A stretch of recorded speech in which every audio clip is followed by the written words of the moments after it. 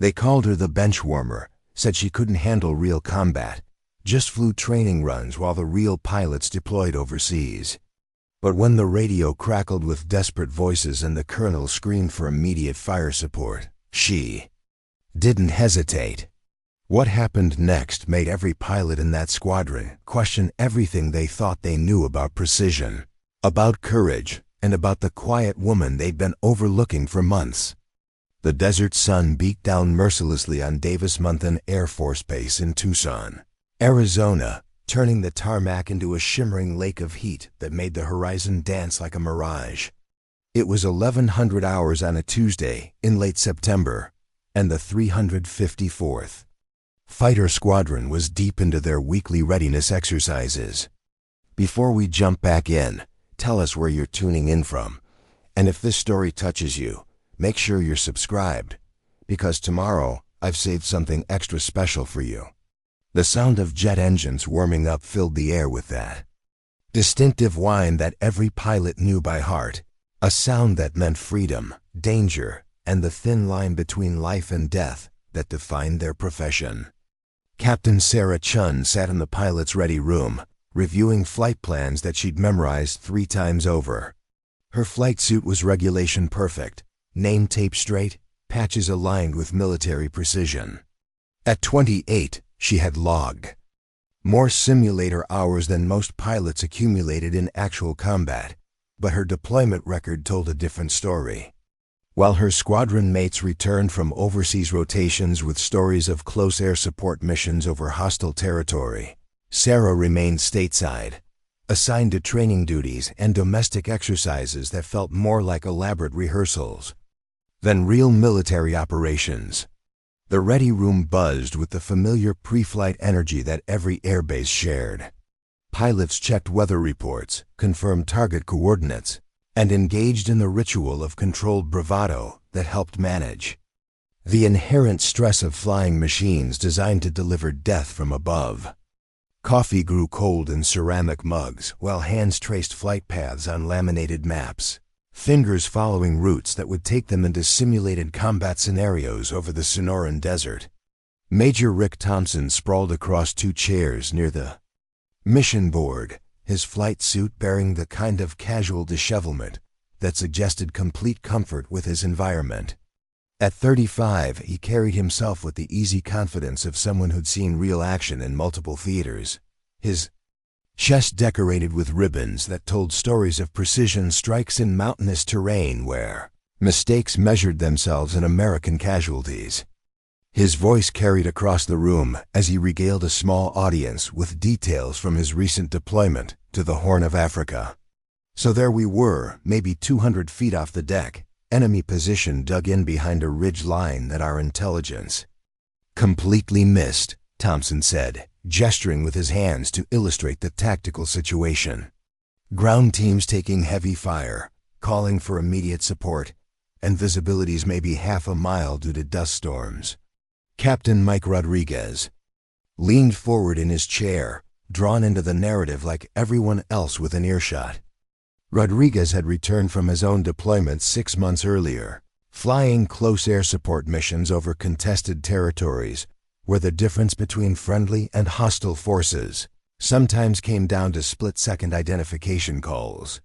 His experience gave him credibility in these discussions, the kind of authority that came from making life-and-death decisions under actual combat conditions. Standard approach would be to circle wide, come in from the east where the terrain opened up, Thompson continued. But the ground commanders screaming into the radio about being overrun, so I decided to thread the needle straight down the valley. 70-degree dive angle, pulling G's that made my vision tunnel, but I put a precision strike right where it needed to go. Lieutenant Kevin Park nodded appreciatively from his position near the coffee machine. Fresh from advanced training, Park represented the newest generation of A-10 pilots, eager to prove himself worthy of the Warthog's legendary reputation for close air support excellence. His flight suit still bore the crisp creases of recent issue, and his questions revealed both genuine curiosity and the kind of nervous energy that came from wanting desperately to measure up to established standards. How close to friendly positions? Park asked, the question revealing his understanding of the critical balance between effective fire support and avoiding friendly casualties through precise targeting. Danger close, Thompson replied with a slight smile. Maybe 50 meters. Had to trust my instruments completely because visual confirmation was impossible in those conditions. Sarah continued her flight plan review, but her attention drifted toward the conversation despite her best efforts to maintain focus. These stories of combat deployment represented everything she'd trained for but never experienced. A parallel career track that somehow remained just out of reach despite her consistent performance in training scenarios. Rodriguez shifted in his chair, adding his own perspective to the discussion. That's the thing about real-world operations, he said. All the simulator time prepares you for the technical aspects, but nothing really gets you ready for the pressure of knowing that real people are counting on you to get it exactly right. Exactly, Thompson agreed. You can practice precision strikes all day long against static targets, but when you're dealing with fluid combat situations where everything's moving and the stakes are measured in lives, that's when you find out who's got what it takes. Near the back of the room, Captain Lisa Wang looked up from her flight manual with a slight frown.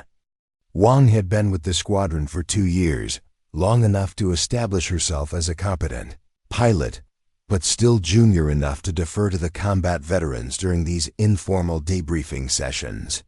Her question carried the careful neutrality of someone navigating squadron politics. What about the pilots who haven't had deployment opportunities? Wang asked. How do you bridge that gap between training and real-world application? Thompson's expression shifted slightly, taking on the patient tone of an instructor addressing a fundamental misunderstanding. Honestly, there's no real substitute for actual combat experience, he said. Training scenarios are valuable for building basic skills, but they can't replicate the psychological pressure of knowing that mistakes have permanent consequences. Rodriguez nodded in agreement. It's like the difference between practice surgery on cadavers versus operating on living patients, he added. Similar techniques, completely different stakes. Park leaned back in his chair, processing the implications. So pilots who've been stuck in training roles, they're basically starting from zero when they finally get deployed? Not zero, Thompson corrected diplomatically. Their technical skills are usually solid. But combat readiness, tactical decision-making under pressure, the kind of instinctive responses that keep you alive when everything goes wrong, that stuff only comes from experience. Sarah's pen paused over her flight checklist. The conversation wasn't directed at her specifically, but the implications were clear enough. Despite her flawless performance in training scenarios, despite logging more flight hours in the past 6 months than most pilots managed in a full year, she remained categorized as inexperienced, untested, a pilot who understood the theory, but lacked the practical application that really mattered. Wang glanced toward Sarah's corner of the room, then back to Thompson. What about pilots who've been consistently high performers in training? Doesn't that count for something? Thompson followed her gaze briefly before responding. Training excellence is important, he said carefully, but it's just the foundation. Real combat effectiveness requires adapting to situations that can't be programmed into simulators. Plus, Rodriguez added, lowering his voice slightly, there's the psychological factor. Some people are naturals in controlled environments, but struggle when the pressure becomes real. You can't really know until it's tested. The implication hung in the air like exhaust from a jet engine, invisible but undeniably present. Sarah returned her attention to her flight plan with renewed focus, using the familiar routine of checklist review to maintain her professional composure while the conversation continued around her. Major Susan Hayes entered the ready room with the brisk efficiency that marked her as the squadron's operations officer. At 42, Hayes carried the authority of someone who'd earned her position through consistent performance rather than political maneuvering. Her no-nonsense approach to leadership, making her both respected and occasionally feared by the pilots. Under her command. "Morning brief in 10 minutes, Hayes announced to the room. "Today's exercise involves close air support scenarios with simulated friendly forces in contested terrain. Preparing and narrating this story took us a lot of time, so if you are enjoying it, subscribe to our channel. It means a lot to us. Now back to the story.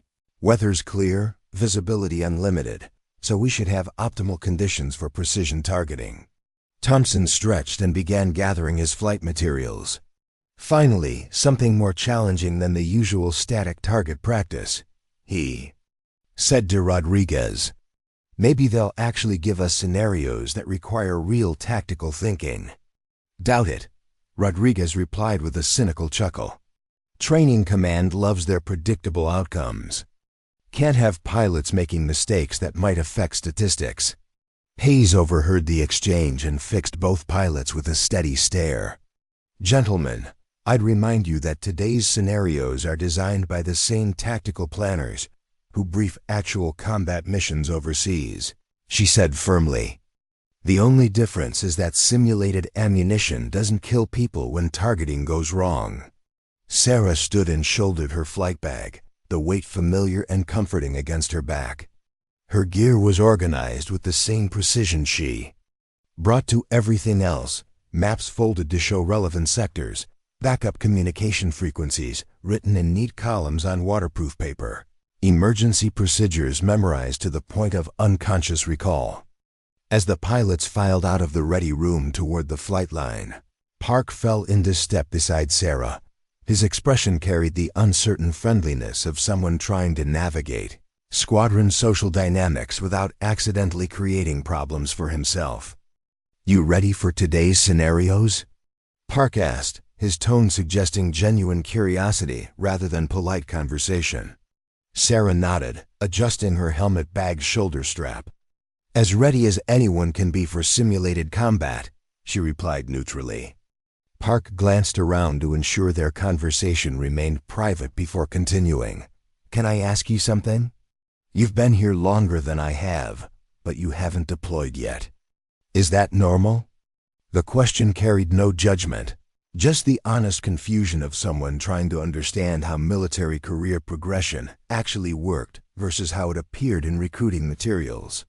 Sarah appreciated the directness even as she recognized the sensitive nature of the topic. "Deployment assignments depend on a lot of factors," Sarah said carefully. "Unit needs, pilot availability, specific skill sets required for particular missions. Not everyone follows the same timeline." "But you're clearly a strong pilot," Park pressed gently. "I've watched you in simulators. Your targeting accuracy is consistently higher than most of the combat veterans." Sarah smiled slightly, recognizing both the compliment and the implicit question it contained. "Simulator performance and combat effectiveness aren't always the same thing," she said, unconsciously echoing Thompson's earlier assessment. "At least, that's what I'm told." They walked in comfortable silence for a moment, the desert heat building steadily as the morning progressed toward noon. Around them, ground crews performed their pre-flight rituals with practiced efficiency, checking systems that had been checked multiple times already but couldn't be checked too often when pilot safety was at stake. "For what it's worth," Park said quietly, "I think combat experience is probably overrated.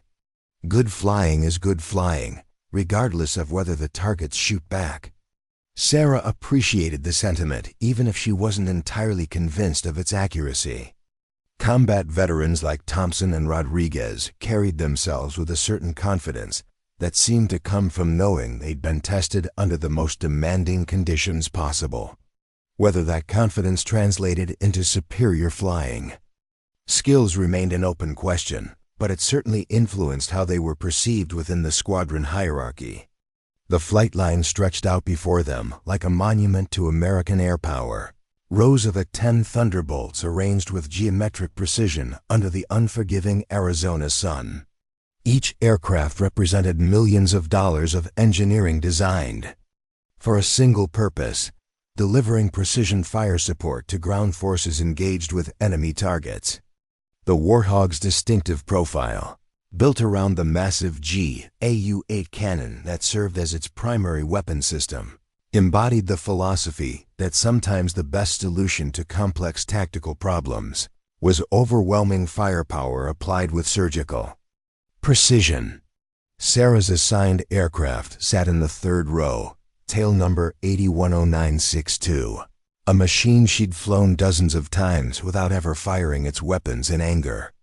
The ground crew had completed their pre-flight inspection, leaving the aircraft ready for another training mission that would simulate the combat operations that defined the A-10's purpose. Staff Sergeant Martinez supervised the final systems. Check, his experienced eye-catching details that younger technicians might miss.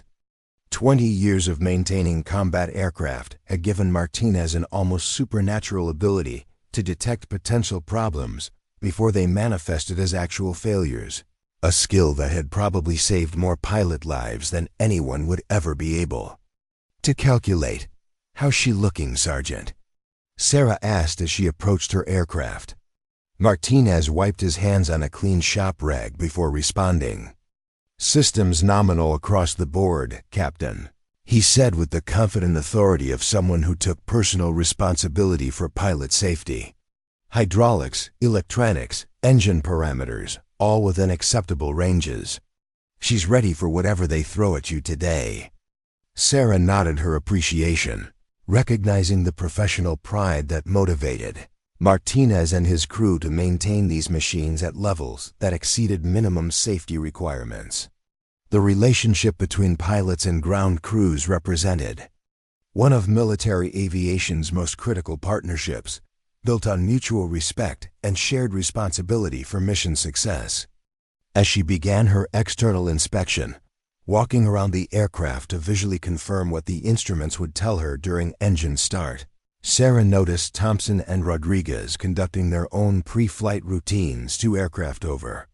Their conversation continued the themes established in the ready room, focused on tactical considerations that drew from their combat experience in ways that training scenarios couldn't fully replicate.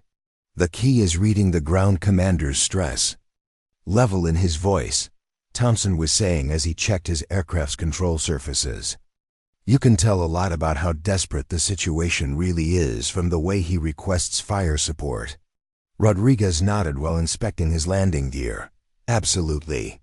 Plus, you learn to listen for background noise. Heavy weapons fire, explosions, radio chatter from other units.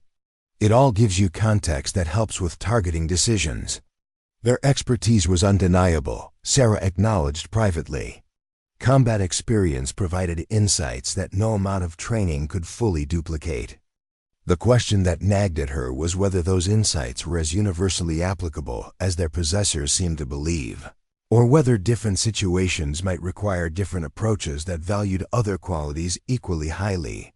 Hayes appeared at the edge of the flight line, clipboard in hand, ready to deliver the mission brief that would define the next 2 hours of simulated combat operations. Her presence signaled the transition from preparation to execution, the moment when theoretical knowledge would be tested against tactical scenarios designed to challenge every aspect of pilot skill and judgment. "Gather around, people," Hayes called, her voice carrying easily across the tarmac. "Time to find out what kind of challenges the tactical planners have cooked up for us today." The pilots formed a loose semicircle around Hayes, their attention focused despite the casual posture that suggested routine familiarity with these pre-mission briefings. Sarah positioned herself slightly behind and to the left of the main group, close enough to hear clearly but maintaining the peripheral placement that had become her default position during group activities. Hayes consulted her clipboard before beginning the brief. "Today's scenario involves close air support for a reconnaissance unit that stumbled into a larger enemy force than intelligence predicted," she announced. "The ground team is requesting immediate fire support to break contact and withdraw to a safer position." Thompson raised his hand slightly. "Rules of engagement?" Standard close air support protocols, Hayes replied. Positive target identification required, minimum safe distance from friendly forces, precision targeting to avoid collateral damage. The twist is that the enemy force includes armored vehicles mixed with infantry in an urban environment. Rodriguez whistled softly. That's going to require some careful target selection, he observed. Armor-piercing rounds for the vehicles, but you'll need to avoid civilian structures. Exactly, Hayes confirmed. This scenario is designed to test your ability to adapt targeting strategies in real time, based on changing tactical situations. The ground commander will provide updates as the situation develops, and you'll need to adjust your approach accordingly.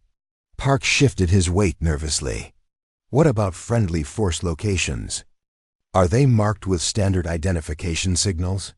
Hayes smiled grimly. That's part of the challenge, Lieutenant. You'll need to coordinate with the ground team to maintain positive identification of friendly positions while engaging enemy targets in close proximity. Sarah listened to the exchange with growing interest. This scenario sounded more complex than the usual training exercises, requiring the kind of tactical flexibility and communication skills that bridge the gap between simulator training and real-world application. If executed properly, it might provide insights into combat effectiveness that went beyond simple marksmanship or flight technique. Aircraft assignments, Hayes continued, consulting her clipboard again. Thompson, you'll take the lead position. Rodriguez, you're his wingman. Park, you'll provide overwatch from high altitude. Chun, you're flying backup support, holding in reserve until called forward. Sarah nodded acceptance of her assignment, while noting its implications. Backup support meant she'd be observing the action rather than participating in the primary engagement, a role that provided valuable learning opportunities but limited chances to demonstrate tactical proficiency under pressure. Thompson seemed pleased with his assignment as mission lead, the role that would give him primary responsibility for coordinating the air support response. Any specific challenges we should expect from the enemy forces? He asked. Intelligence suggests they have man-portable surface-to-air missiles, Hayes replied matter-of-factly. So you'll need to factor anti-aircraft threats into your approach planning. The addition of simulated SAM threats elevated the scenario's complexity significantly, requiring pilots to balance aggressive fire support with defensive maneuvering. That would keep them alive long enough to complete their mission. It was exactly the kind of multi-layered challenge that separated competent pilots from exceptional ones. Questions? Hayes asked, scanning the group for raised hands or uncertain expressions. When none appeared, she nodded briskly. Engines. Turning in 15 minutes. Weather's holding clear, so visibility shouldn't be a factor. Remember, this is a graded exercise, so performance will be evaluated for accuracy, tactical decision-making, and communication effectiveness. As the group dispersed toward their respective aircraft, Sarah overheard Thompson's quiet comment to Rodriguez about hoping the scenario would finally provide some real challenges worthy of their combat experience. The remark carried no intended slight towards Sarah personally, but it reinforced her peripheral status within the squadron's informal hierarchy. She climbed into her cockpit and began the familiar ritual of systems initialization, checking instruments and communication equipment. With the methodical precision that had become second nature through countless hours of training, the A-10's cockpit wrapped around her like a familiar embrace, every switch and display positioned exactly where muscle memory expected to find them. The radio crackled to life as the flight checked in with the control tower, confirming their readiness to taxi and launch. Sarah's position in the formation meant she'd be the last to take off, maintaining radio contact with the others while holding in reserve until the tactical situation required her participation. Davis-Monthan Tower, Hog Flight requesting taxi clearance for Training Area Bravo. Thompson's voice came through clearly on the formation frequency. Hog Flight, Davis-Monthan Tower. Cleared to taxi runway 03, wind calm, altimeter 2-9-9-8. The tower controller replied with professional efficiency. Sarah advanced her throttles and felt the familiar vibration as her aircraft began moving forward, following the others in a single-file procession toward the active runway. The desert landscape stretched endlessly in all directions, broken only by distant mountains that shimmered in the heat like mirages. As they approached the runway, Hayes's voice came over the radio with final instructions. "Remember, people, this is evaluated training. Fly smart, communicate clearly, and show me that all those simulator hours have actually taught you something useful." Thompson acknowledged for the flight and received clearance for takeoff. Sarah watched the lead aircraft accelerate down the runway and lift smoothly into the crystal-clear Arizona sky, followed by Rodriguez and then Park, each departure executed with textbook precision. When her turn came, Sarah felt the familiar surge of acceleration as her A-10's twin turbofan engines pushed her airspeed through the rotation point where aerodynamics overcame gravity. The aircraft lifted from the runway with the steady, reassuring climb rate that made the Warthog famous for reliable performance under adverse conditions. 20 minutes later, the flight was established in the training area, flying at different altitudes and positions according to their assigned roles in the scenario. Thompson and Rodriguez held the primary attack positions while Park maintained overwatch from 15,000 feet. Sarah flew a racetrack pattern 10 miles south of the target area, close enough to respond quickly if called forward, but far enough away to avoid interfering with the primary attack elements. The simulated ground controller's voice crackled through their headsets with urgent professionalism. "Hog Flight, this is Dusty 6. We have enemy contact, approximately 1 company strength with supporting armor.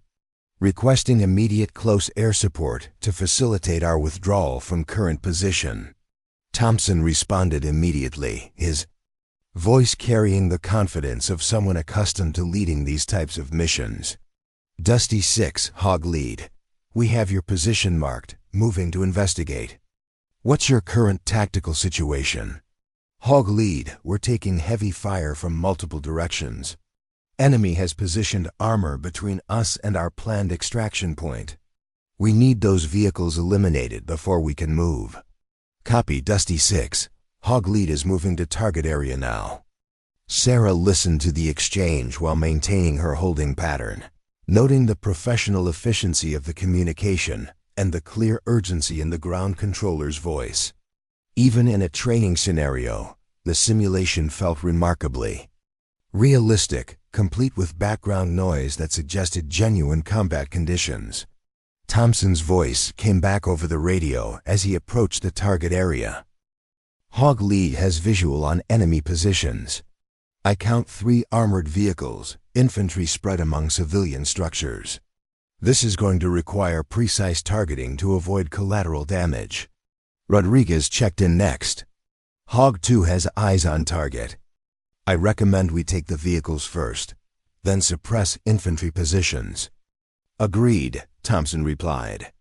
"Hog Lead is rolling in on the easternmost vehicle. Hog 2, stand by for follow-up attack." Sarah could hear the intensity in Thompson's voice as he committed to his attack run, the subtle changes in tone and breathing. That indicated full concentration on the targeting problem ahead of him. These were the moments that defined combat effectiveness, when training and experience merged with split-second decision-making under pressure. "Dusty 6, Hog Lead is in hot," Thompson announced, indicating he was beginning his firing run on the target. The next 30 seconds would demonstrate whether months of preparation and years of experience could be translated into effective fire support under simulated combat conditions. For Thompson and Rodriguez, it represented another opportunity to prove their combat readiness. For Sarah, holding in reserve and listening to their radio communications, it was a masterclass in tactical application that she could only observe and learn from. But unknown to any of them, The scenario they thought they understood was about to change in ways that would challenge every assumption about combat effectiveness, tactical knowledge, and the difference between simulation and reality. The ground controller's next transmission would transform routine training into something far more complex, requiring responses that went beyond established doctrine and demanded the kind of instinctive adaptation that separated truly exceptional pilots from merely competent ones.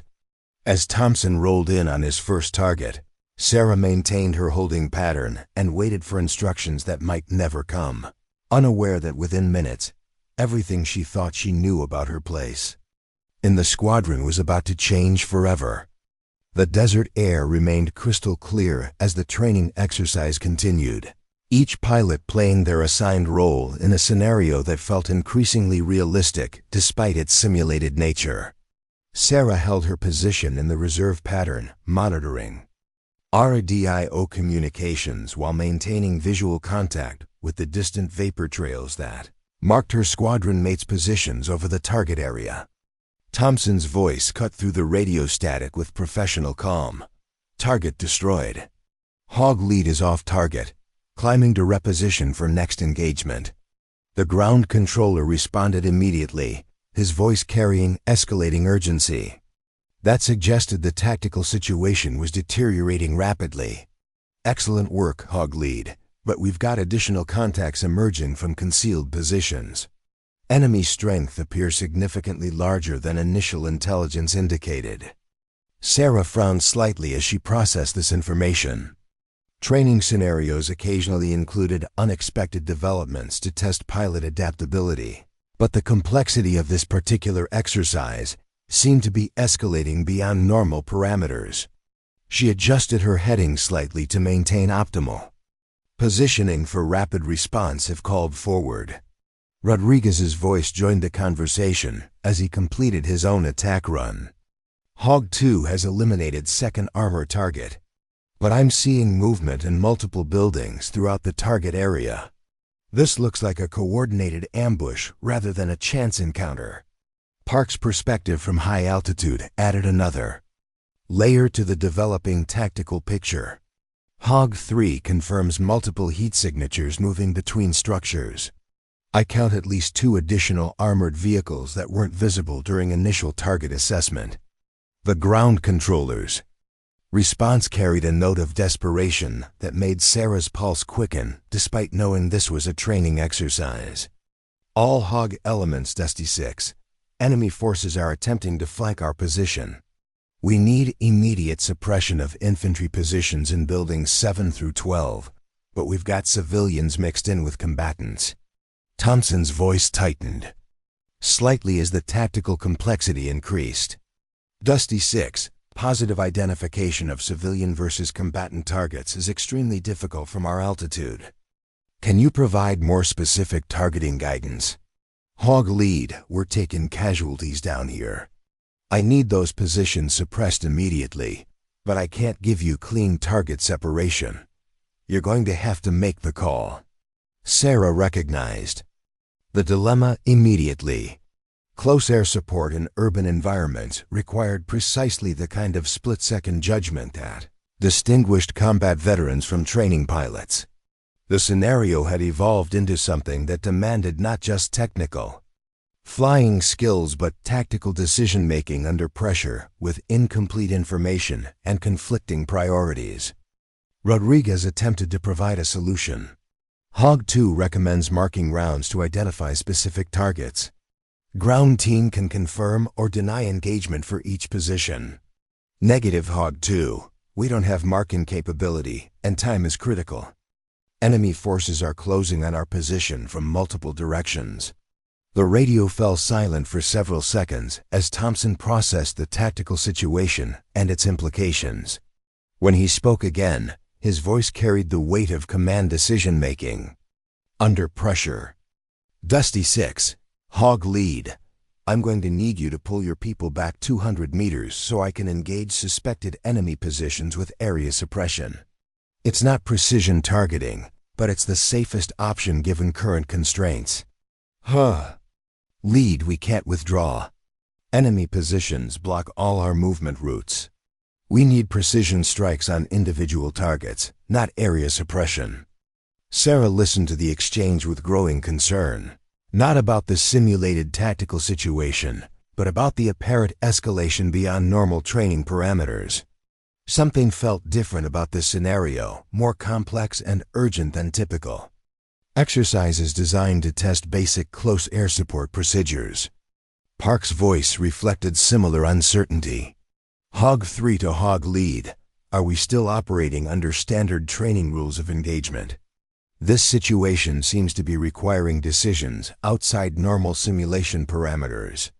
Before Thompson could respond, the ground controller's voice exploded through their headsets with genuine panic that made Sarah's blood run cold. All Hog elements, Dusty 6, this is no longer a drill. Repeat, this is not a drill. We have actual enemy contact. American forces under fire, requesting immediate close air support. The radio frequency erupted with simultaneous transmissions as the reality of the situation hit everyone at once. This wasn't a training exercise that had grown unexpectedly complex.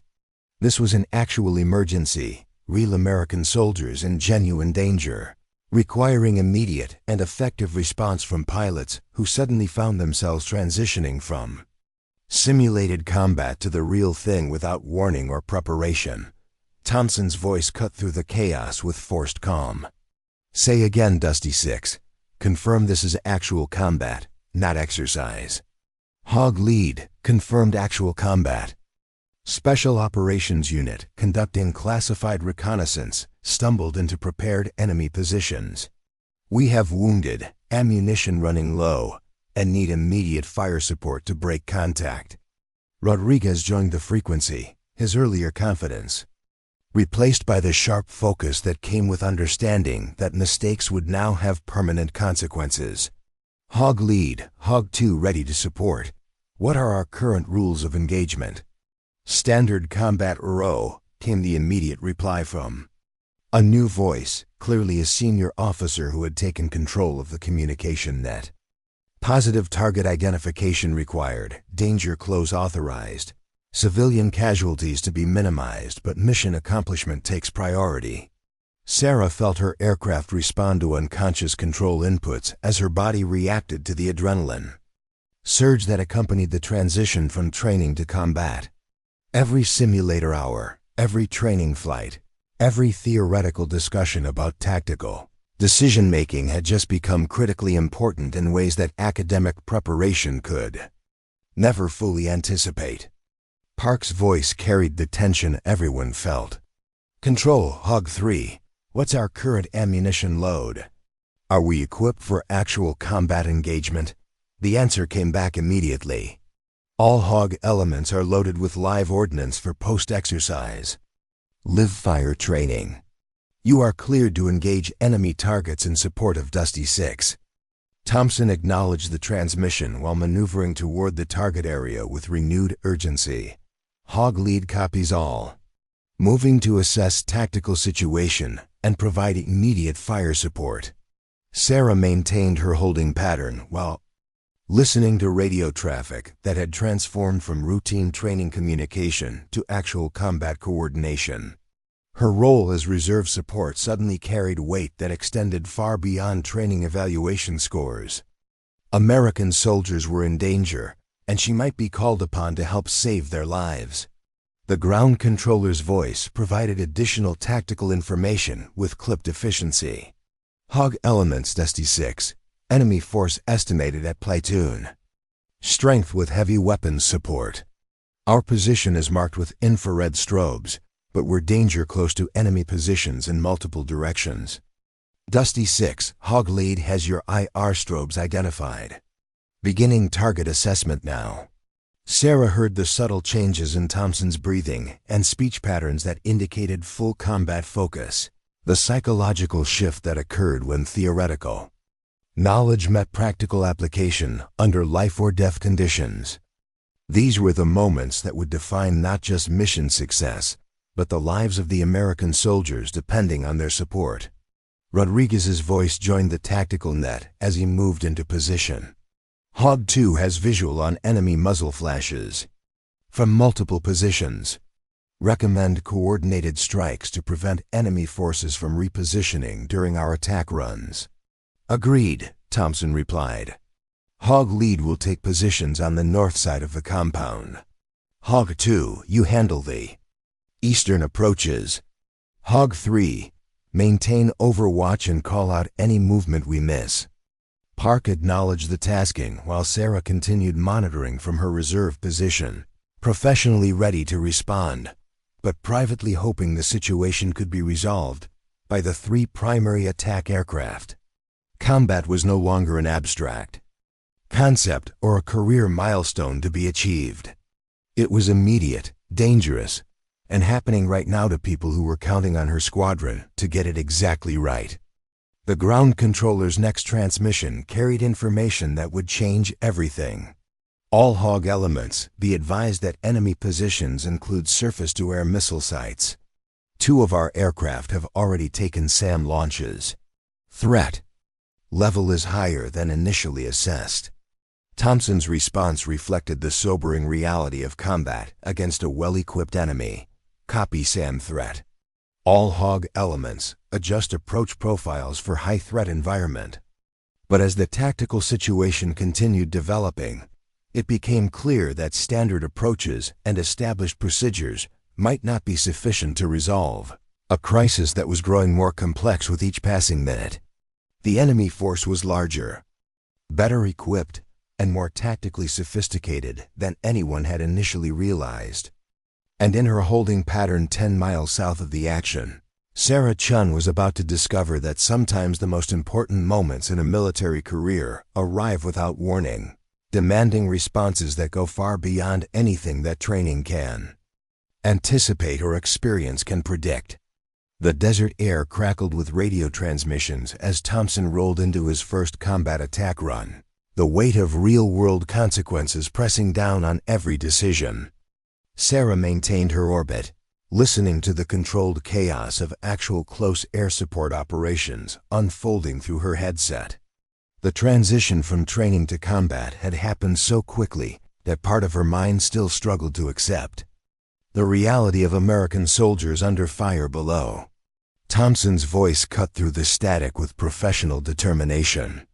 Dusty 6, Hog Lead is beginning attack run on northern enemy positions. Confirm friendly forces are clear of target area. Hog Lead, friendlies are marked with IR strobes, approximately 100 meters south of your target area. You are cleared hot. Sarah heard the subtle grunt in Thompson's voice as he pulled G's during his dive, the aircraft's airframe groaning under the stress of combat maneuvering. The A-10's distinctive cannon opened up with its characteristic buzzsaw sound, sending depleted uranium rounds downrange at a rate that could shred armored vehicles in seconds. Good hits on target, the ground controller confirmed. Enemy position neutralized, but we're taking fire from new positions to the east. Rodriguez immediately responded, adjusting his attack vector to engage the emerging threats. Hog 2 is rolling in on eastern positions now. But as Rodriguez began his attack, "Run," Park's voice from high altitude carried alarming news. "All Hog elements, I have multiple heat signatures moving toward the friendly position from the west. Looks like a flanking maneuver with at least 2 vehicles." The tactical situation was deteriorating faster than the primary attack elements could address individual threats. Each successful engagement seemed to reveal additional enemy positions, suggesting a coordinated, defensive setup that had anticipated the exact type of close air support response they were providing. Dusty 6. This is Hog Lead. Enemy force appears larger and better coordinated than initial assessment. We're going to need additional support to suppress all hostile positions. The ground controller's response carried the strain of a unit under increasing pressure. Hug. Lead, we're completely surrounded now. Enemy forces have us locked down from multiple directions, and we're running low ammunition. Sarah listened to the developing crisis with growing understanding that standard tactical responses might not be sufficient to resolve a situation that was evolving beyond established doctrine. The enemy had clearly prepared for exactly this type of engagement, positioning forces to counter conventional close air support tactics. Thompson's next transmission confirmed her assessment. Dusty 6 Hog Lead. We need to try a different approach. Current tactics aren't disrupting their defensive coordination effectively. But before anyone could suggest alternatives, the radio exploded with urgent warnings from multiple sources simultaneously. SAM launch, SAM launch. Park called from his overwatch position. Multiple missiles inbound from the southeast.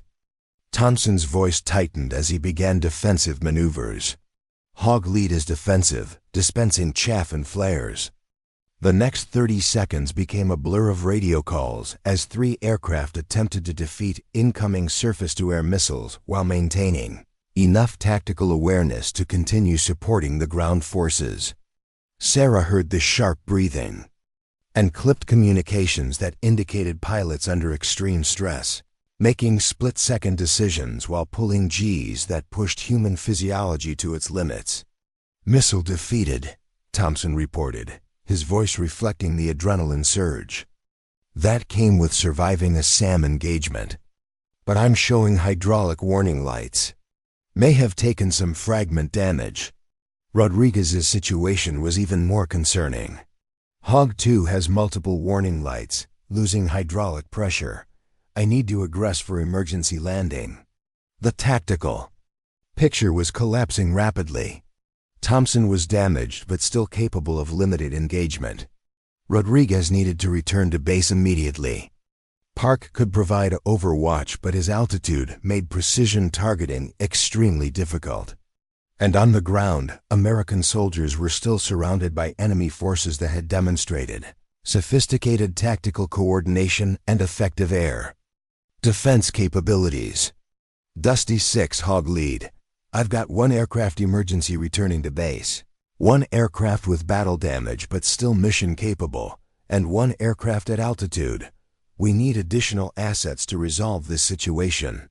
The ground controller's response carried the desperation of someone watching tactical options disappear in real time. Hog Lead. No additional assets available. Nearest support is 40 minutes out. We can't hold this position for 40 minutes. Sarah felt her hands tighten on the flight controls as she processed the implications. 3 experienced combat pilots with proven tactical skills were unable to resolve a situation that was rapidly becoming untenable for the ground forces. Conventional approaches had failed against an enemy that had anticipated and prepared for standard close air support tactics. The radio frequency fell momentarily silent as everyone considered options that seemed increasingly limited. Then Thompson's voice returned, carrying the weight of command decisions made under impossible circumstances. Control, Hog Lead requesting permission to bring forward reserve aircraft for additional fire support. The response came immediately from the senior controller who had been monitoring the situation. Hog Lead, approved. Hog 4, you are cleared to join the engagement. Sarah felt her pulse accelerate as she acknowledged the transmission and turned toward the target area. Hog 4 copies, proceeding to target area. But as she maneuvered toward the combat zone, Sarah realized that simply adding another aircraft using the same tactical approaches that had already proven insufficient wouldn't necessarily change the outcome. The enemy had demonstrated their ability to counter conventional close air support tactics through coordinated positioning and effective air defense systems. Thompson's voice provided tactical guidance as she approached. Hog 4, enemy positions are distributed throughout the urban area with overlapping fields of fire. Standard attack profiles are being engaged by multiple SAM sites. Copy, Hog Lead. What's the recommended approach? There was a pause before Thompson responded, and Sarah could hear the frustration in his voice. Honestly, Hog 4, I'm not sure. Every conventional tactic we've tried has been anticipated and countered. Park added his perspective from altitude. The enemy has positioned themselves to exploit the minimum safe distances we need to maintain from friendly forces. They're using our own doctrine against us. Sarah absorbed this information while studying the tactical display that showed friendly and enemy positions scattered throughout a complex urban environment. The situation required something beyond standard procedures, an approach that would disrupt enemy coordination while providing effective fire support despite their sophisticated defensive preparations. As she flew toward the combat area, Sarah found herself thinking about precision in ways that went beyond simple marksmanship. The enemy's tactical sophistication suggested they understood American close air support doctrine well enough to counter it effectively. But doctrine was based on standard approaches that prioritize safety and predictability over tactical innovation. Dusty 6, Hog 4. What's your current ammunition status? Hog 4. We're down to maybe 10 minutes of effective fighting before we're Winchester on small arms ammunition. The timeline was becoming critical. Whatever tactical solution could resolve this situation needed to be implemented immediately, before the ground forces were overrun by enemy forces that seemed to grow stronger and more coordinated with each passing minute. Thompson's voice carried increasing urgency. Hog 4, I recommend standard attack profile from the north. It's the approach with the least SAM coverage. But Sarah hesitated, studying the tactical display more carefully. The northern approach would indeed avoid most of the known SAM sites, but it would also put her on the same attack vector that Thompson had used earlier. If the enemy was as tactically sophisticated as they appeared, they would have adjusted their defensive posture to cover that approach more effectively. Hog lead, requesting permission to try a different approach. Thompson's response reflected the stress of a mission commander watching his tactical options evaporate. Hog 4, we don't have time to experiment. We need immediate fire support using proven tactics. Understood, Hog lead, but proven tactics haven't resolved the situation. The radio fell silent for several seconds as Thompson processed this observation.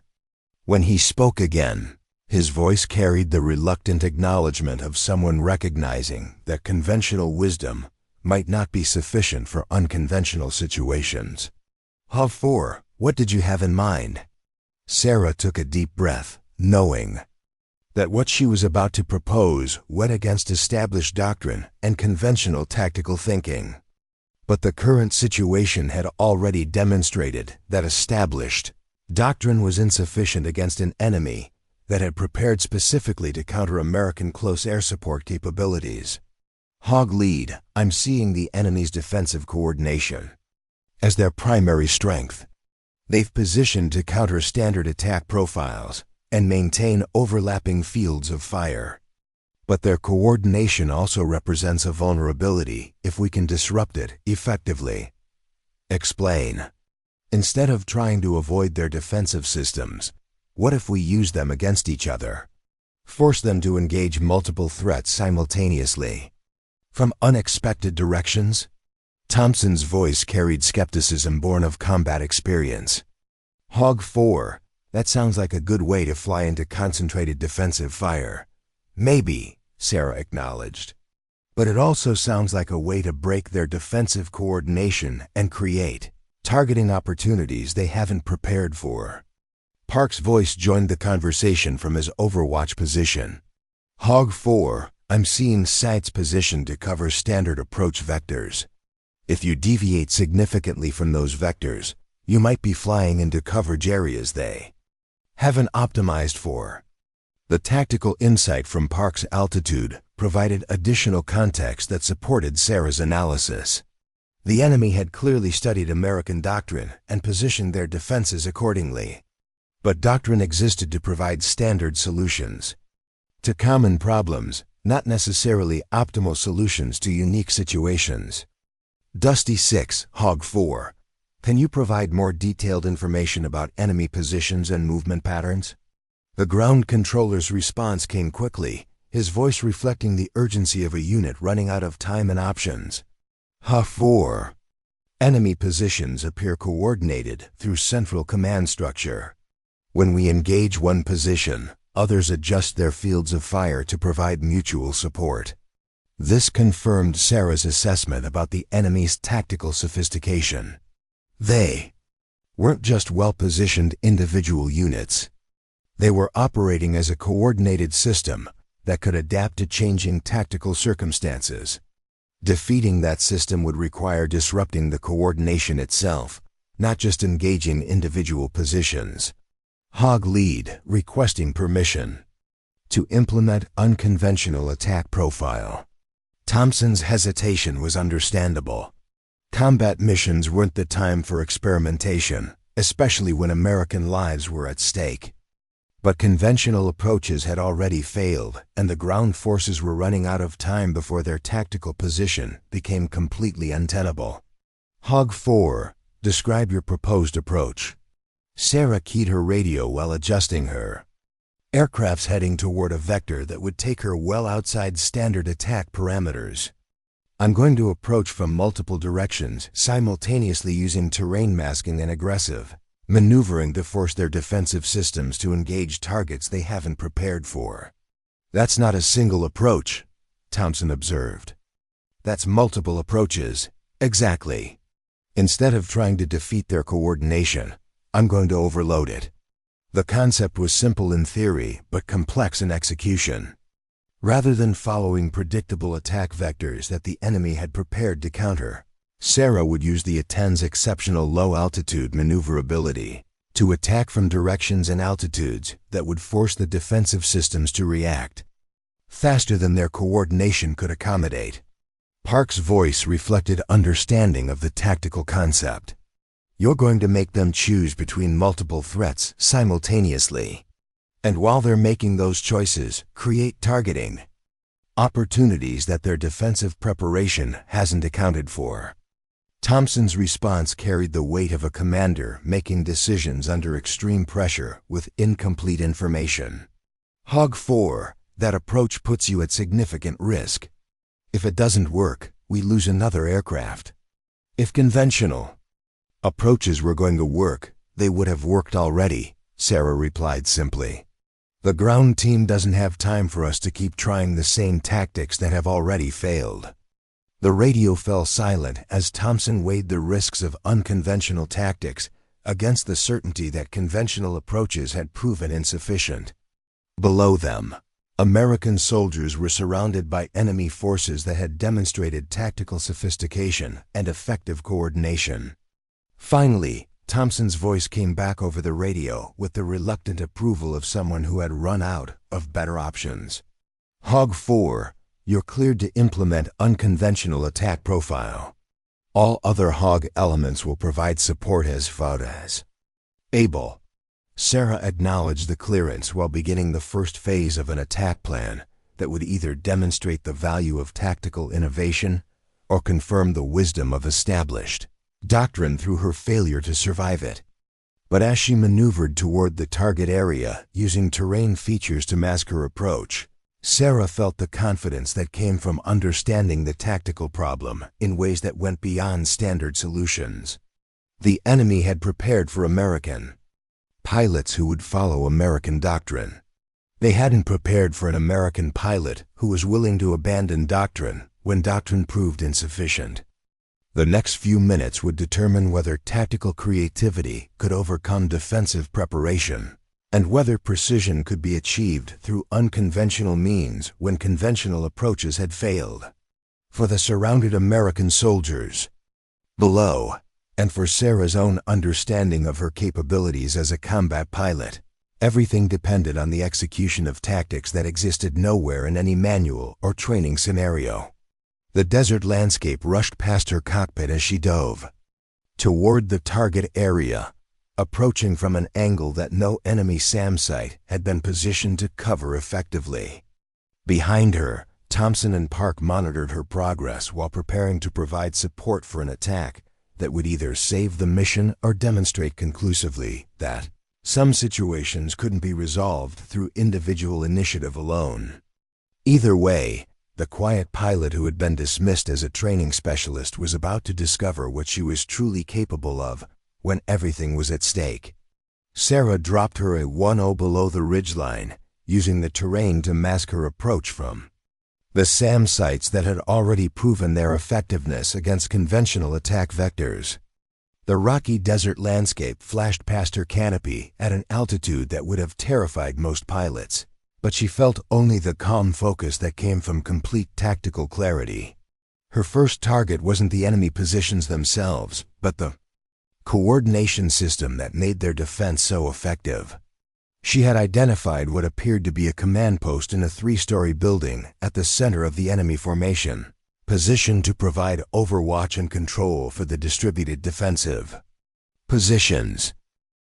Dusty 6, Hog 4 beginning attack run on suspected command structure. Recommend your people take cover for the next 60 seconds. Copy, Hog 4. Ground team is taking cover now. Sarah pulled her aircraft into a climb that brought her up behind a low hill, using the elevation to shield her approach until the last possible moment. As she crested the ridge, she found herself looking down at the enemy command post from an angle that no surface-to-air missile system had been positioned to cover. The GAU-8 cannon opened up with its distinctive sound, sending a stream of depleted uranium rounds through the building's upper floors where communication equipment and observation posts would logically be located. The structure didn't explode dramatically, but she could see secondary explosions that suggested she had hit something more important than simple concrete and steel. Immediately, she rolled inverted and dove back below the ridgeline, using gravity and terrain to accelerate away from the target area before the enemy defensive systems could react effectively. But instead of egressing to safety, she used the momentum to set up for her second attack from a completely different direction. Park's voice came through her headset with professional appreciation. Hog 4, that was surgical. I'm seeing reduced coordination among enemy positions already. The tactical effect was exactly what Sarah had hoped for. Without their command structure providing real-time coordination, the individual enemy positions began operating independently, creating gaps in their mutual support that hadn't existed when they were functioning as a coordinated system. She approached her second target from the southeast, flying barely 50 feet above the desert floor until she reached a drainage canal that provided concealment for an approach that would bring her to the enemy's flank. This time, her target was a heavy weapons position that had been providing suppressive fire against the surrounded American ground team. The canal walls flashed past her wingtips as she followed the watercourse toward her target, pulling up only at the last moment to acquire the enemy position and engage with precision fire that eliminated the threat while avoiding nearby structures that might contain civilians. Target neutralized, she reported while diving back into the canal for concealment. Dusty 6, you should have reduced pressure from the eastern approach now. The ground controller's response carried the first note of hope she had heard since the engagement began. Confirmed, Hog 4. Enemy fire has decreased significantly. We're preparing to move toward the extraction point. But Sarah wasn't finished. The tactical picture still showed multiple enemy positions that needed to be addressed before the ground team could safely withdraw. And she had developed a rhythm now, using the A-10's exceptional low-altitude capabilities to attack from directions that the enemy defensive systems couldn't cover effectively. Her third approach came from the north, following a road that provided a natural corridor between two ridgelines. The enemy had positioned anti-aircraft weapons to cover the airspace above the road, but they hadn't anticipated an aircraft that would fly down the road itself, using the pavement as a runway for an attack that came from ground level rather than from above. She acquired her target through the heads-up display, a vehicle-mounted weapon system that had been providing mobile fire support for the enemy infantry positions. The cannon rounds struck with devastating accuracy, turning the vehicle into burning wreckage while she pulled up and over the ridgeline to avoid the explosion. Thompson's voice carried amazement that he was trying to keep professional. HOG-4, your targeting accuracy is exceptional.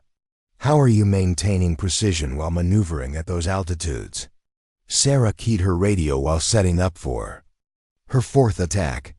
Years of practice in conditions that aren't found in any training manual. The comment was simple, but it carried implications that her squadron mates were beginning to understand. This wasn't luck or adrenaline-driven heroics. This was skill developed through experience that went far beyond what anyone had realized. Her fourth target required the most complex approach yet. An enemy sniper team had positioned themselves in a minaret that provided excellent overwatch of the American ground team's planned withdrawal route.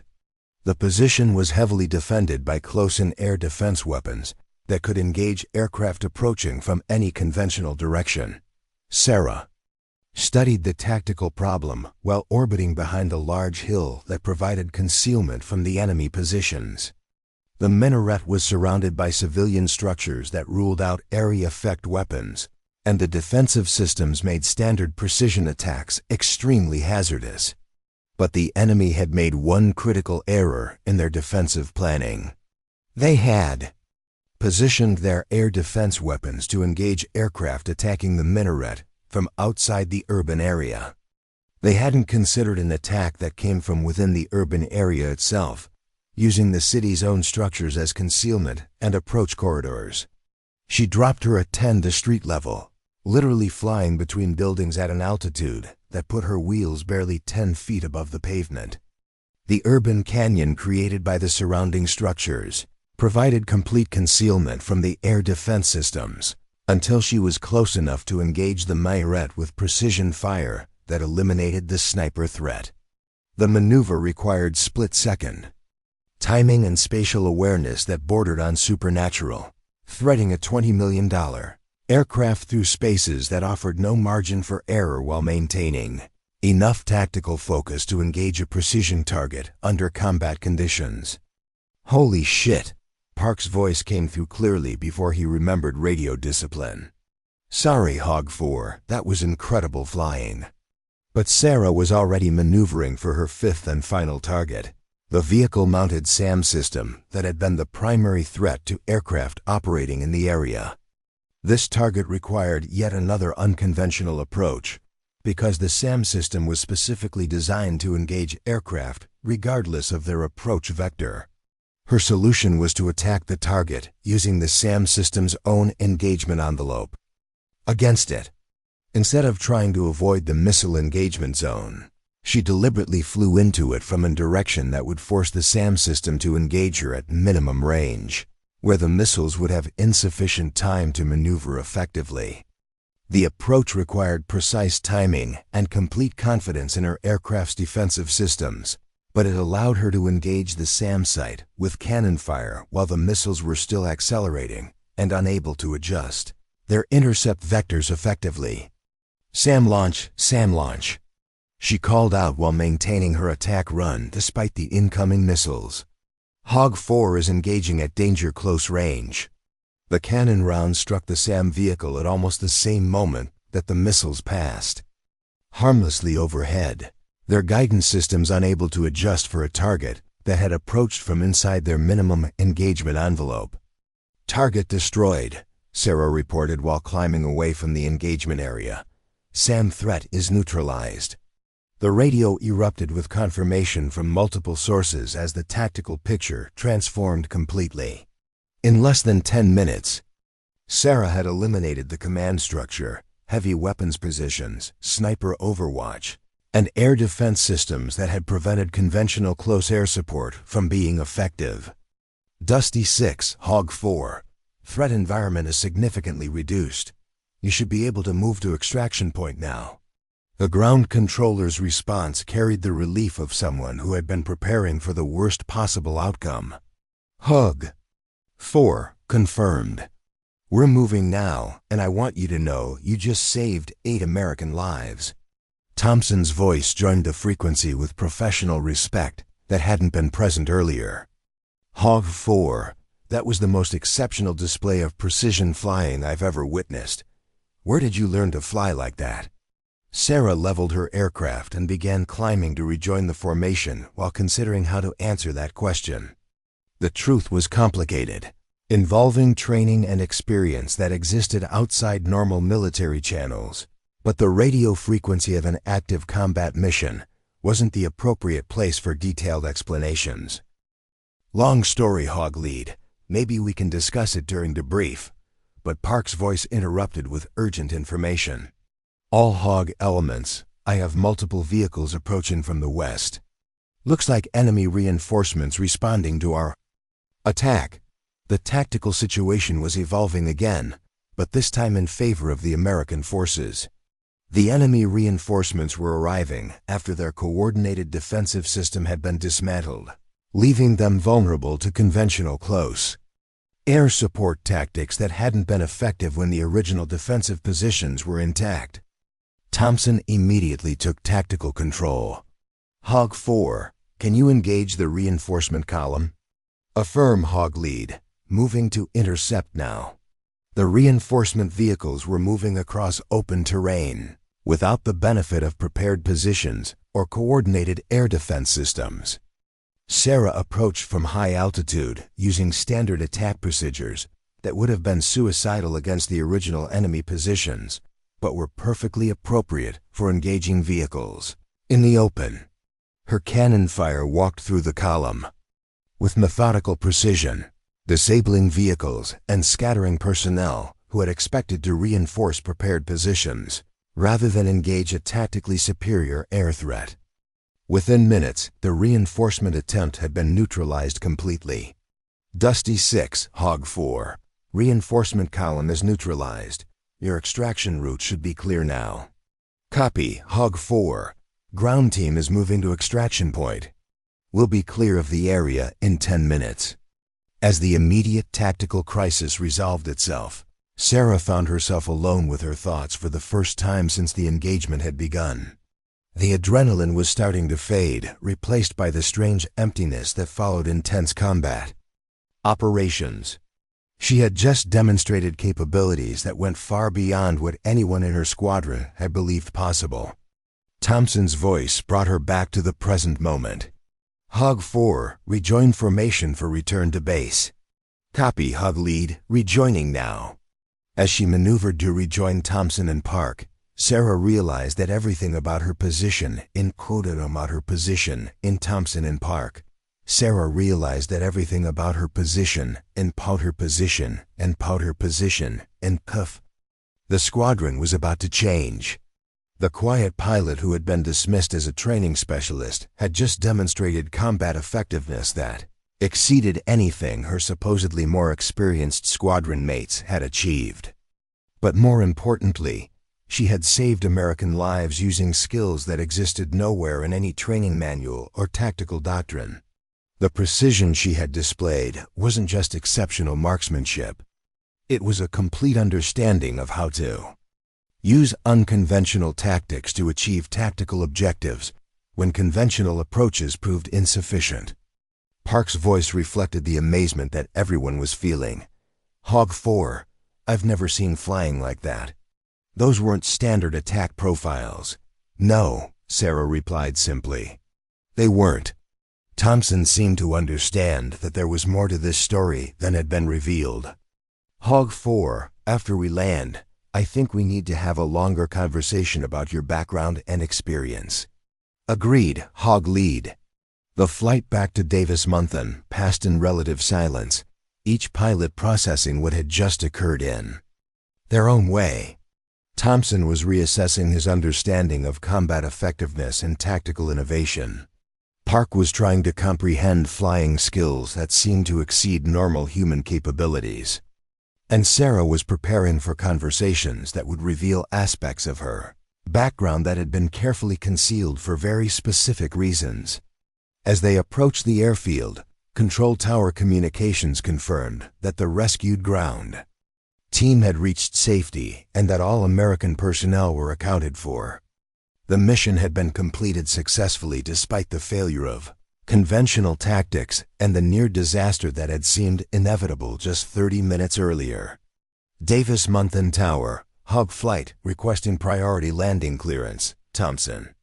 Transmitted. Hog Flight, Davis-Monthan Tower. You are cleared for priority approach, runway 03. Be advised that Colonel Morrison is waiting to debrief your mission immediately upon landing. The mention of Colonel Morrison created a new tension in the cockpit. Squadron commanders didn't personally conduct mission debriefs unless something exceptional had occurred, either exceptionally good or exceptionally problematic. Given the successful outcome of the mission, Sarah suspected that her unconventional tactics had attracted attention at levels far above the normal chain of command. As her aircraft touched down on the familiar runway, Sarah realized that her careful anonymity was about to end permanently. The quiet pilot who had avoided attention and maintained a low profile was about to become the center of discussions that would reveal exactly who she really was and why her capabilities extended so far beyond what anyone had imagined possible. The question now was whether those revelations would enhance her career or complicate it in ways that would make her long for the simple days when her greatest challenge was enduring the casual dismissal of squadron mates who had never bothered to learn her real story. Colonel Morrison stood waiting on the tarmac as the 4A-10S taxied into their parking positions, his expression unreadable beneath the brim of his service cap. 53 years old with silver hair and the bearing of someone who had commanded air operations in 3 different conflicts, Morrison had seen enough exceptional flying to recognize it when it occurred. But what he had witnessed through real-time mission monitoring had exceeded anything in his considerable experience. Sarah shut down her engines and began the post-flight checklist with mechanical precision, her hands moving through familiar routines while her mind processed the implications of what had just transpired. The successful mission had demonstrated capabilities that she had worked very hard to keep concealed, abilities that would inevitably lead to questions she had hoped never to answer. Ground crew personnel swarmed around the aircraft as pilots climbed down from their cockpits, the usual post-mission energy amplified by the knowledge that they had just participated in actual combat operations. But the normal chatter and celebration were muted by the presence of the wing commander, whose unexpected appearance suggested that this debriefing would be far from routine. Thompson removed his helmet and approached Colonel Morrison with the measured respect due to senior command authority. His flight suit showed sweat stains that reflected the stress of leading a mission that had nearly ended in disaster before being salvaged by tactics that existed nowhere in approved doctrine. Colonel Morrison, sir. Mission successful, all aircraft and personnel accounted for.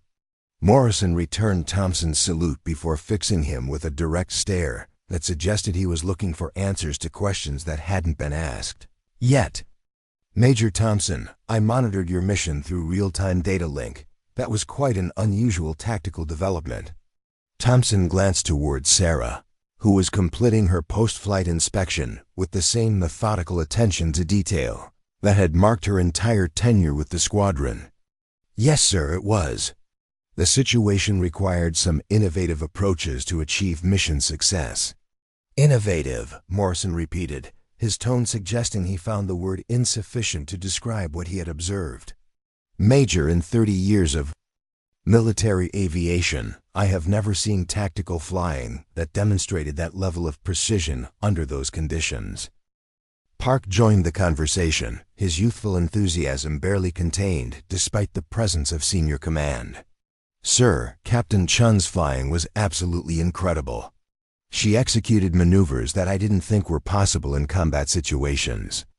Morrison's attention shifted to Sarah, who had finished her aircraft inspection and was approaching the group with her helmet bag slung over her shoulder.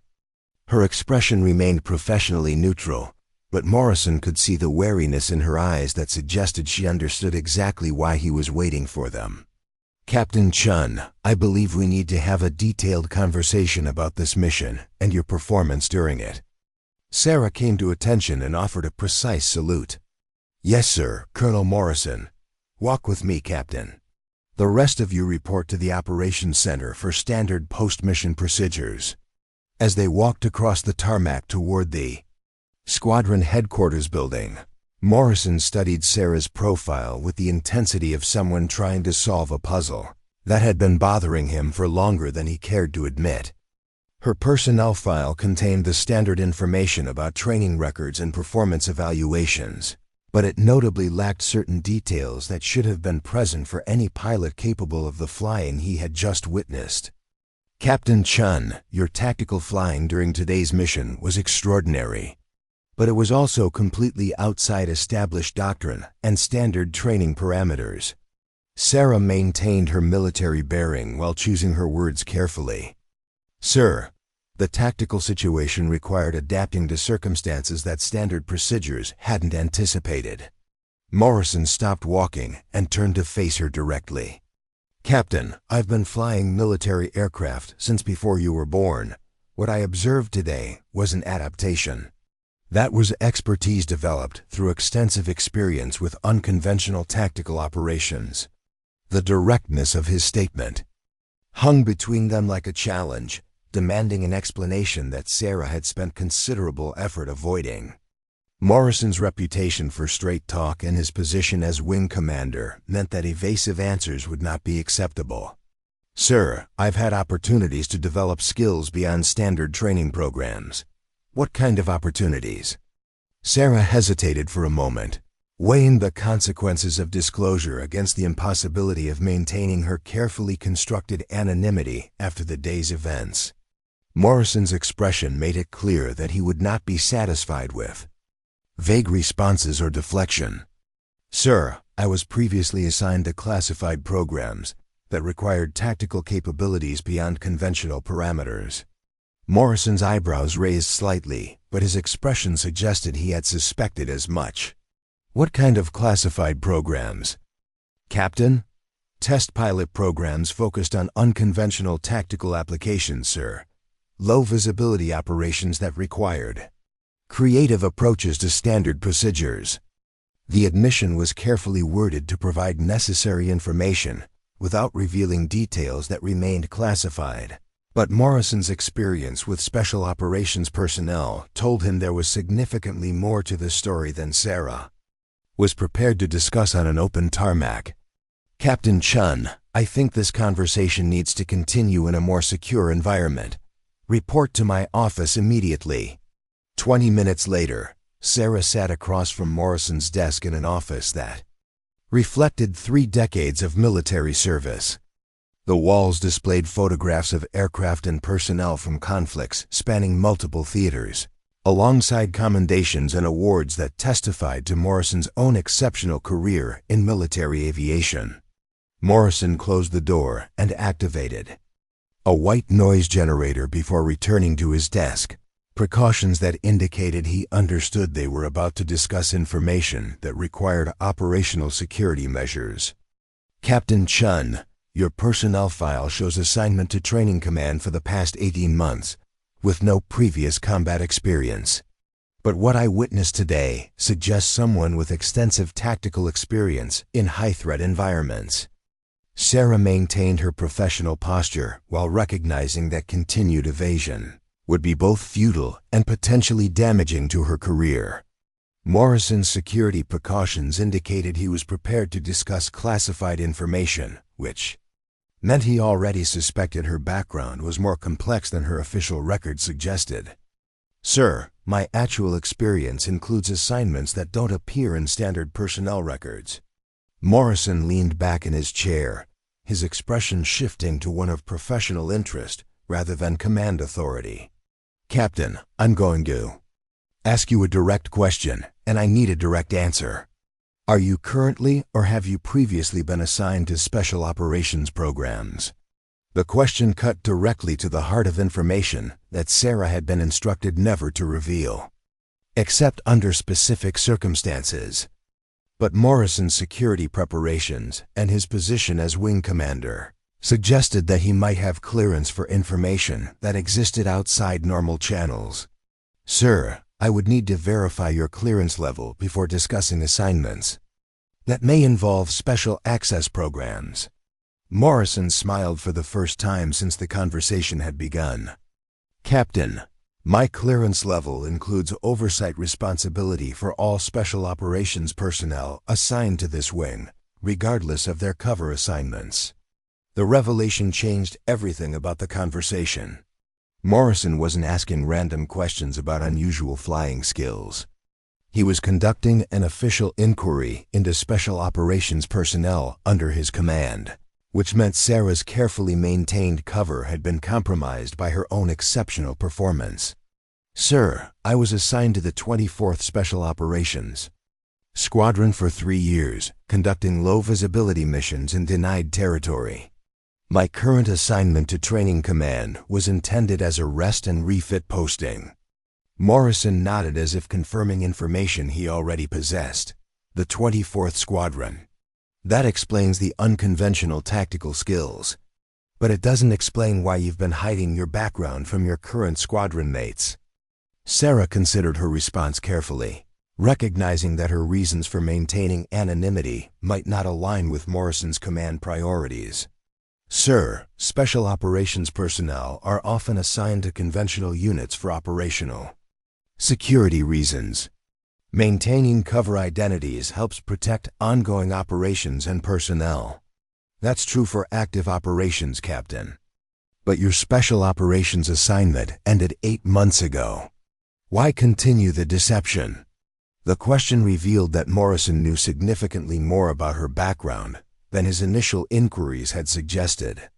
Sarah realized that this conversation had been inevitable from the moment she had demonstrated capabilities that exceeded normal training parameters. "Sir, transitioning from special operations to conventional assignments can create complications.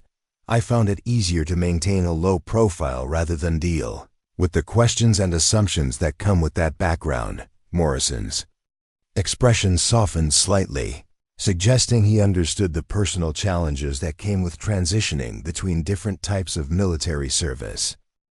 "Captain, I can appreciate the desire for anonymity, but today's mission demonstrated that your capabilities are too valuable to keep hidden." "Sir, I'm not sure I understand." Morrison stood and moved to the window that overlooked the flight line, where maintenance crews were already preparing aircraft for the next day's training missions. "Captain Chun, the tactical innovation you displayed today saved American lives and completed a mission that conventional approaches had failed to resolve. That kind of capability needs to be shared with other pilots, not concealed." The implication was clear. Morrison intended to use her experience to enhance the tactical capabilities of the entire squadron, which would necessarily involve revealing her background and expertise to the same pilots who had spent months dismissing her as a training specialist. "Sir, I'm concerned that revealing my background might create interpersonal difficulties within the squadron." Morrison turned from the window to face her directly. "Captain, your squadron mates need to understand that tactical innovation and unconventional thinking can be more valuable than traditional combat experience. Today's mission proved that point conclusively." "Yes, sir. Furthermore, I'm recommending you for immediate assignment as Squadron Tactics Instructor with responsibility for developing unconventional close air support procedures based on your special operations experience." The assignment would place Sarah in a position of authority over pilots who had been dismissing her capabilities just hours earlier, a reversal that would require careful management to avoid damaging squadron cohesion and morale. "Sir, that assignment might create resentment among more senior pilots who have been assuming leadership roles." Morrison's expression hardened slightly. "Captain, military effectiveness takes priority over personal feelings. Your capabilities can help prepare this squadron for missions that conventional training hasn't anticipated." "Understood, sir." Morrison returned to his desk and made a note in Sarah's personnel file. "Report to Major Thompson tomorrow morning and inform him of your new assignment." I'll be meeting with him separately to discuss the implications of today's mission for squadron tactical procedures." As Sarah stood to leave, Morrison added one final comment that suggested he understood more about her situation than he had initially revealed.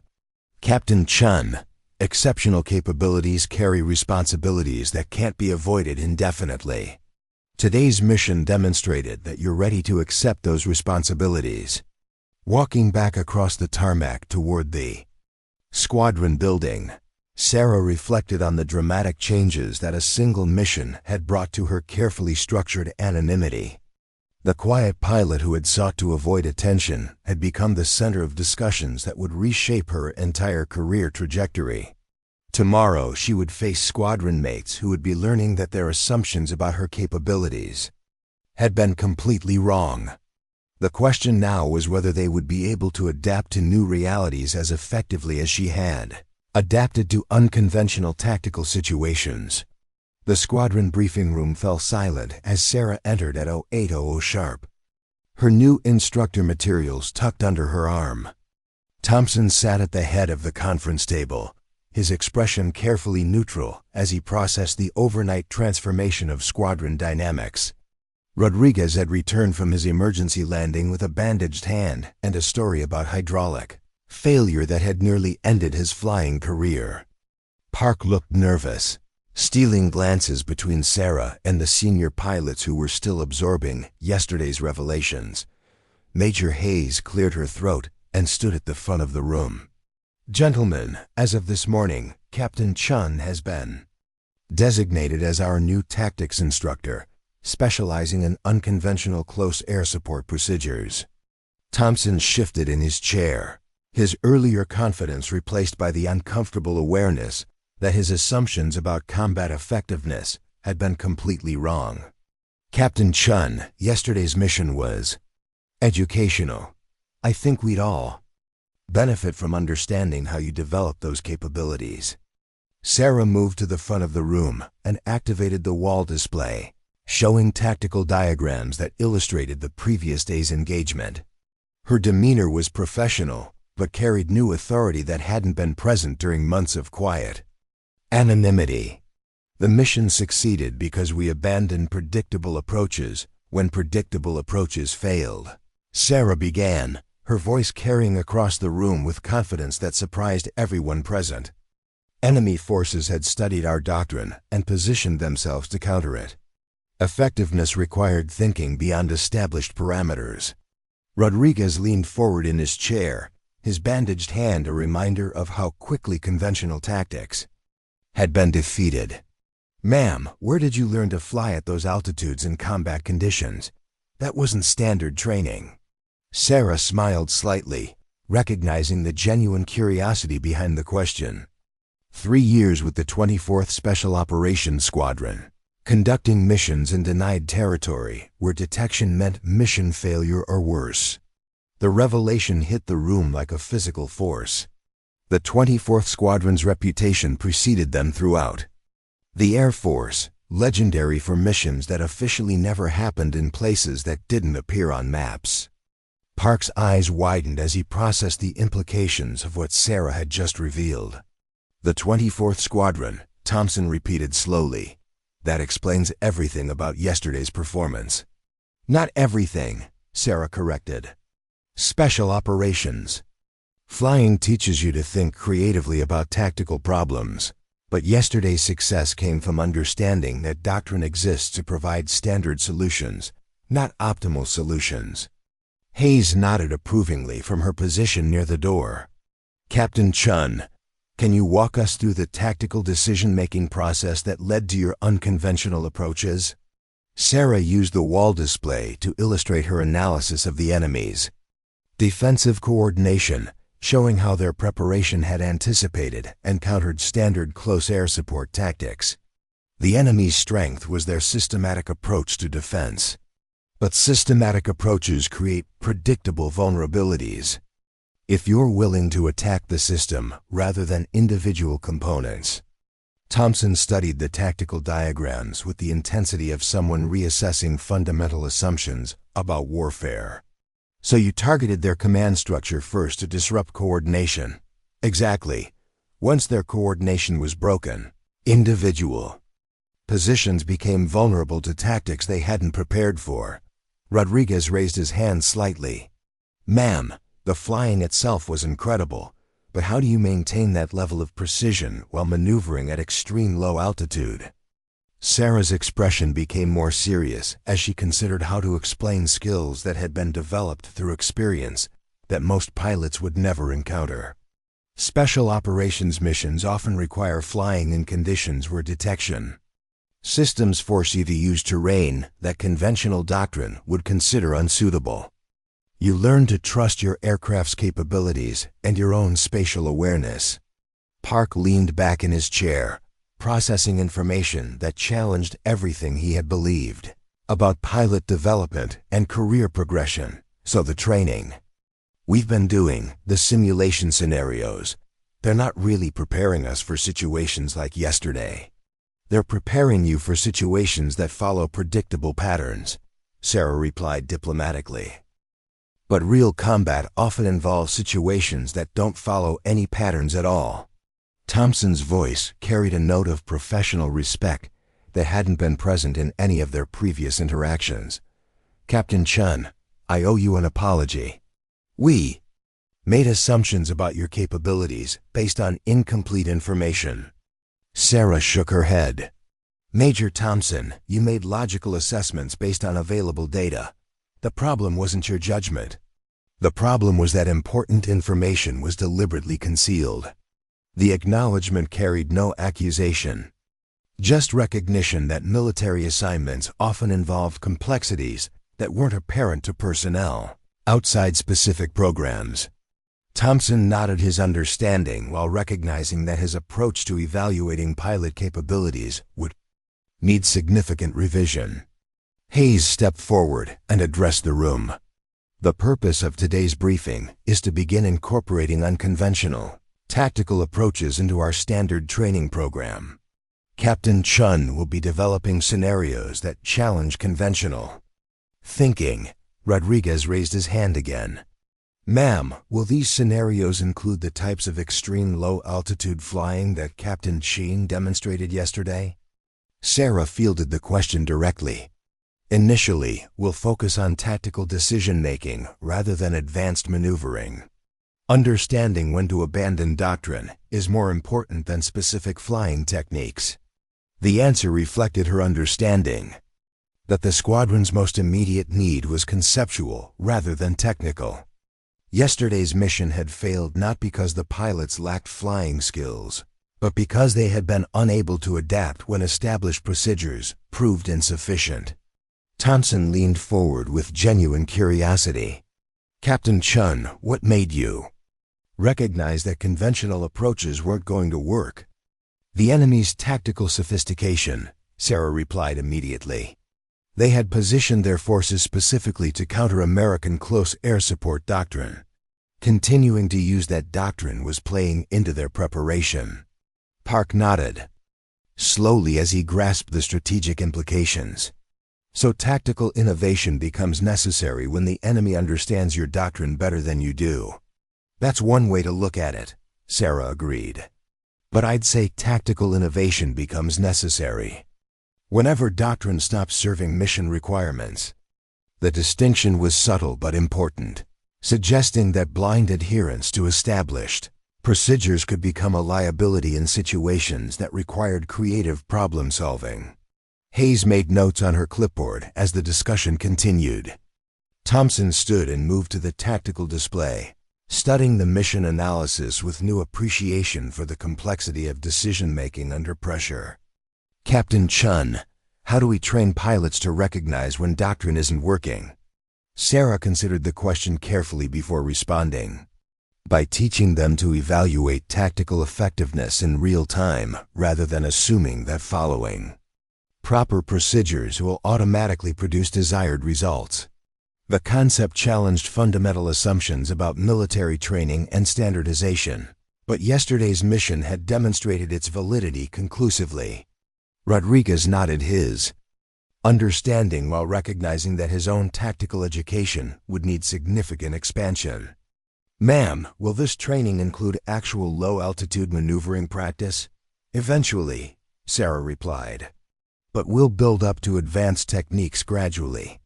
The goal is to expand tactical thinking, not to create unnecessary risks during training." Hayes closed her clipboard and addressed the room. "Gentlemen, Captain Chun's new assignment reflects Wing Command's recognition that tactical innovation is essential for mission success in complex environments. I expect full cooperation with her training programs." As the briefing concluded and pilots filed out of the room, Thompson approached Sarah with an expression that reflected both professional respect and personal curiosity. "Captain Chun, can I ask you something off the record?" Sarah nodded while gathering her materials. "Why did you keep your background concealed for so long? Your capabilities could have been valuable to the squadron from the beginning." Sarah smiled slightly, recognizing the honest confusion behind the question. "Major Thompson, special operations experience can create expectations that aren't always helpful in conventional assignments. Sometimes it's easier to prove your value through performance rather than reputation." Thompson considered this perspective while recognizing its wisdom. "Yesterday certainly proved your value conclusively. Yesterday proved that good flying is good flying, regardless of the pilot's background or the mission parameters." As Thompson left the briefing room, Sarah reflected on the dramatic transformation that 24 hours had brought to her military career. The quiet pilot who had sought anonymity had become the squadron's primary source of tactical innovation, responsible for preparing other pilots for missions that conventional training hadn't anticipated. But more importantly, she had demonstrated that excellence couldn't remain hidden indefinitely, and that true capability revealed itself when circumstances demanded nothing less than exceptional performance. The question of whether experience or innovation mattered more had been answered definitively through actions rather than discussions. Walking across the tarmac toward her aircraft for the day's training mission, Sarah noticed ground crew personnel who nodded respectfully as she passed. Word of yesterday's mission had spread throughout the base, carrying with it recognition that exceptional performance commanded respect regardless of rank or assignment. The desert sun was already climbing toward its noon intensity, promising another day of clear skies and unlimited visibility for training operations that would now include tactical scenarios designed to challenge conventional thinking. Sarah climbed into her cockpit with the satisfaction of someone who had finally found the right balance between capability and responsibility. As her engine spooled up and she prepared to taxi for takeoff, Sarah keyed her radio to check in with the control tower. Davis-Monthan Tower, Hog 4, requesting taxi clearance for Training Area Alpha. Hog 4, Davis-Monthan Tower, cleared to taxi runway 03. Fly safe today, Captain. The controller's informal comment reflected the new respect that came with proven capability, but Sarah's response remained professionally neutral. Copy Tower, Hog 4 taxiing now. But as she maneuvered toward the active runway, Sarah allowed herself a small smile of satisfaction. The pilot who had been dismissed as inexperienced was now responsible for teaching others that experience meant nothing without the wisdom to use it effectively, and that true precision came from understanding when to follow rules and when to write new ones entirely. Up next, you've got 2 more standout stories right on your screen. If this one hit the mark, you won't want to pass these up. Just click and check them out.